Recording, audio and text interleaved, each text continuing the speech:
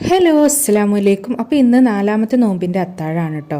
അപ്പോൾ എണീറ്റ് പാടന്നെ ബ്രഷും പേസ്റ്റൊക്കെ എടുത്തിട്ട് ബ്രഷൊക്കെ ചെയ്തൊന്ന് ഫേസൊക്കെ വാഷ് ചെയ്ത് ഫ്രഷ് ആയിട്ടുണ്ടായിരുന്നു. കാരണം എന്നാലേ ആ ഉറക്കത്തിൻ്റെ മൂടൊക്കെ ഒന്ന് പോവുള്ളൂ കേട്ടോ. അത് കഴിഞ്ഞ് നേരെ ഒന്ന് അടുക്കളയിൽ പോയിട്ടുണ്ടായിരുന്നു.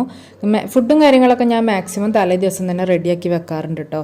കാരണം രാവിലെ എണീറ്റ് എന്തായാലും എല്ലാം കൂടെ എന്നെ കൊണ്ട് ആവത്തില്ല. പ്രത്യേകിച്ച് എന്താണെന്ന് വെച്ചാൽ ഞാൻ എണീറ്റ് വന്നാൽ മക്കൾ ആരെങ്കിലും ഒരാൾ എൻ്റെ കൂടെ സാധാരണ എണീറ്റ് വരാറുണ്ട്. അപ്പോൾ പിന്നെ നമ്മൾ വിചാരിച്ച ഒരു സംഗതിയും നടക്കില്ല. അപ്പോൾ പിന്നെ എന്തായാലും ഉറങ്ങാൻ ലേറ്റ് ആവും. അപ്പോൾ മാക്സിമം അത്താഴത്തിനുള്ള ഫുഡും കാര്യങ്ങളൊക്കെ തലേ ദിവസം തന്നെ സെറ്റ് ചെയ്തിട്ടാണ് കേട്ടോ കിടക്കാറുള്ളത്. അങ്ങനെ പിന്നെ ചായക്കുള്ള വെള്ളം കെറ്റിയിൽ വെച്ചിട്ട് ഞാൻ പിന്നെ പെട്ടെന്ന് തന്നെ തഹജ്ജുദ് നിസ്കരിക്കാൻ വേണ്ടി വന്നിട്ടുണ്ടായിരുന്നു. അങ്ങനെ അതാ നിസ്കാരമൊക്കെ കഴിഞ്ഞപ്പോഴേക്കും ഞാൻ പ്രതീക്ഷിച്ച പോലെ തന്നെ അതാ മൂപ്പര് എണീറ്റ് വന്നിട്ടുണ്ടായിരുന്നു കേട്ടോ. പിന്നത്തെ കാര്യങ്ങളൊക്കെ ആകെ ജഗ പുകയായിരുന്നു. അവനെ മടിയിൽ വെച്ചിട്ടായിരുന്നു അത്താഴം പോലും കഴിച്ചിട്ടുണ്ടായിരുന്നത്.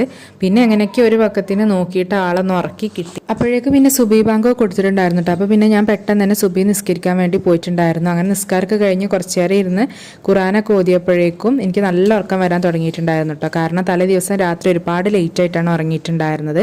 അപ്പോൾ പിന്നെ ഞാൻ വേഗം ഉറങ്ങാൻ വേണ്ടിയിട്ട് പോയിട്ടുണ്ടായിരുന്നു. അപ്പോൾ ഓക്കെ, ഇത്രയൊക്കെ ഉള്ളൂ കേട്ടോ. അപ്പോൾ ബാക്കി വിശേഷങ്ങൾ അടുത്ത വീഡിയോയിൽ കാണാം.